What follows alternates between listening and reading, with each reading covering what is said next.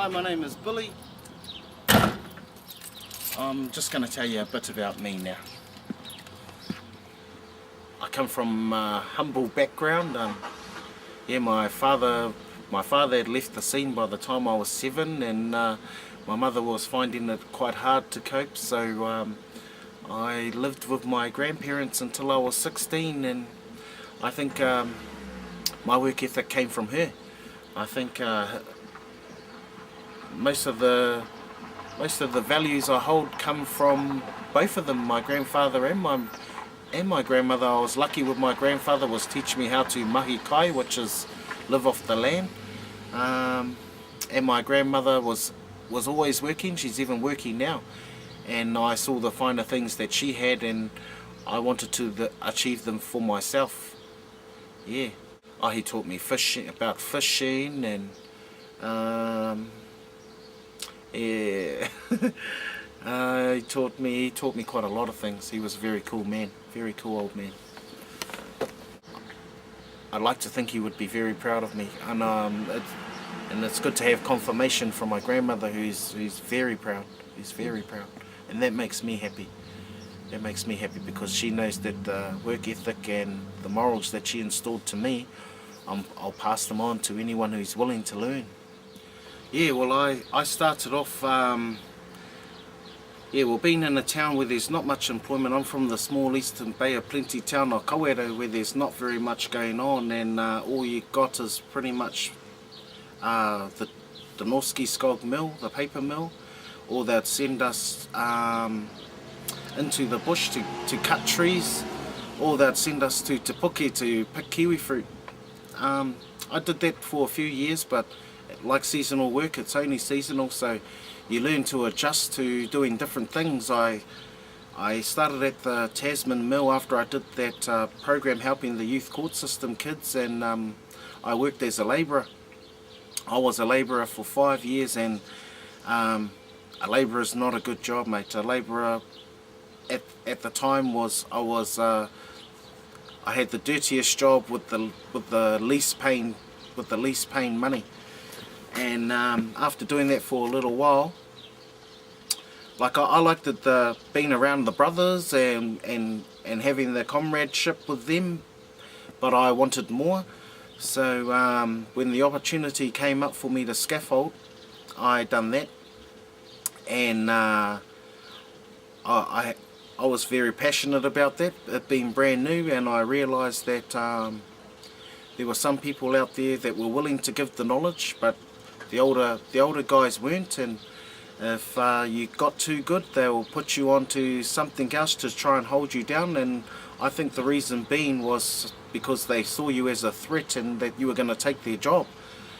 And I actually was lucky enough to bump into the guy who ended up being my teacher, and he could see that I was passionate about that, and he knew that I was absorbing as much knowledge as he could put in me. So he pulled me to the side, and he just kept me by his side all the time and just taught me everything he knows, which was really, really cool.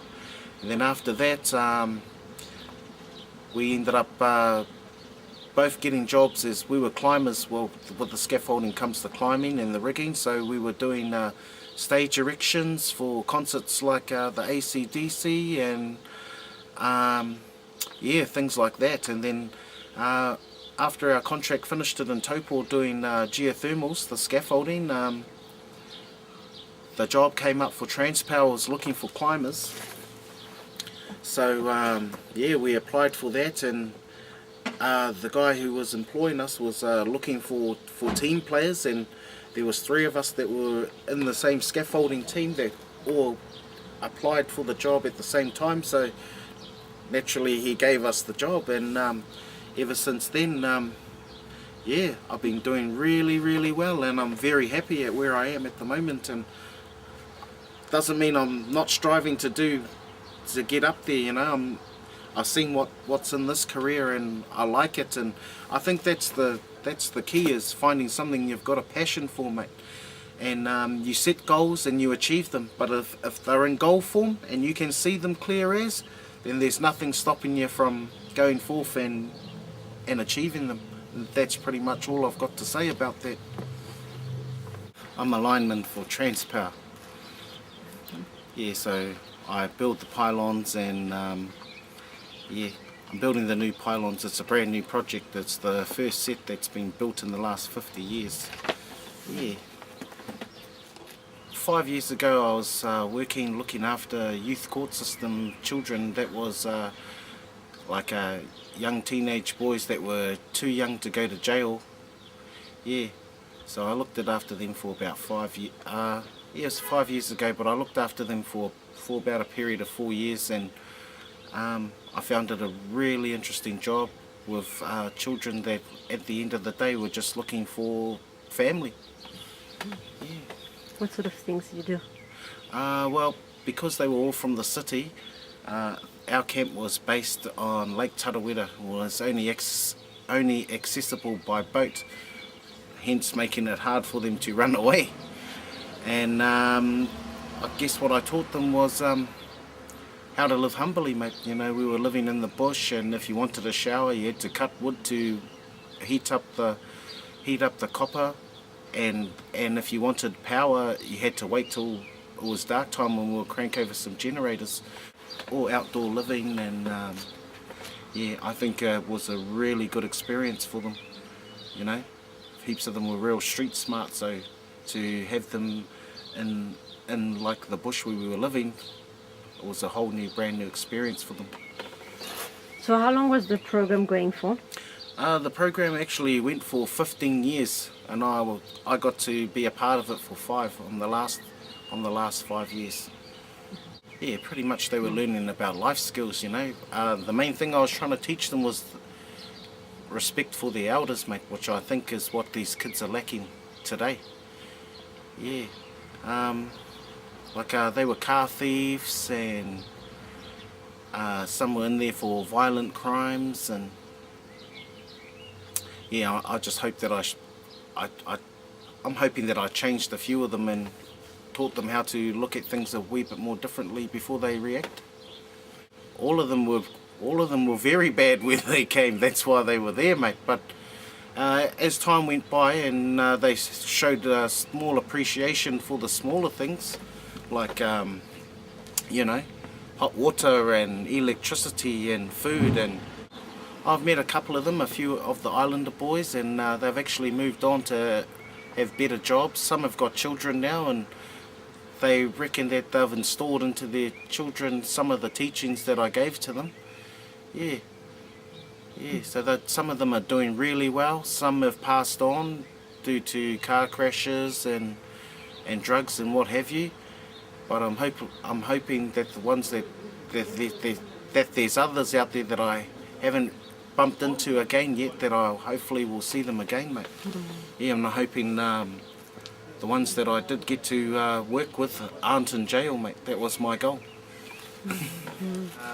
I had a young boy that was in the program, and he was a white boy, and if I can be blunt, he was a prick.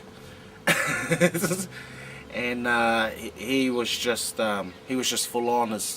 His parents weren't really happy with him. He was failing at school, and at the end of the day, I think he was after some attention. But as time went on, and he found out that the ones that worked would get more appreciation than the ones that just lacked. And living in a place where you're hard working, and you know the main thing that you wanted at the end of the day was just a hot meal, mate. He was really full on, and he was from quite a rich background, so, and I don't know what made him turn to crime, but he did. And yeah, as he stayed on the course, I got to know him, what he was like genuinely. Like, I knew that he put on a lot of acts, mostly just to get out of the program, and yeah, he was just full on. He didn't have much of a work ethic, and he was very, very lazy. But come to the time when the end of the program for him, he had pretty much turned right around, and yeah, I think he learnt what we had to offer and he started respecting his family more, and I'm hoping that he's doing really well. But he did see me later on, and he thanked me for, and I think it was real genuine. It really came from his heart. So I like to think that I turned him right around. Well, I helped himself turn himself around. If you're out there and you're working hard and they can see your work ethic, eventually someone is going to notice you, and you will remind them of them. You will remind them of them, and hopefully they will pull you to the side and teach you all that they have to know, because there's not very much good workers out there, and there's even less good teachers. And it is definitely something I do today. I'm out there and I'm looking for someone that has that work ethic and has got the smarts to do the job, and those are the guys that I would pull to the side and pour as much knowledge as I can into them, because they're very far and few in between. These are my cars that I've worked very, very hard to achieve, and this one's the Mitsubishi GTO. And this one here is the Nissan 300 ZX Fairlady it's a project at the moment, hence the paint and it looks a bit rough, but I love them very much, and I'm hoping with enough time it'll look just as beautiful as this one.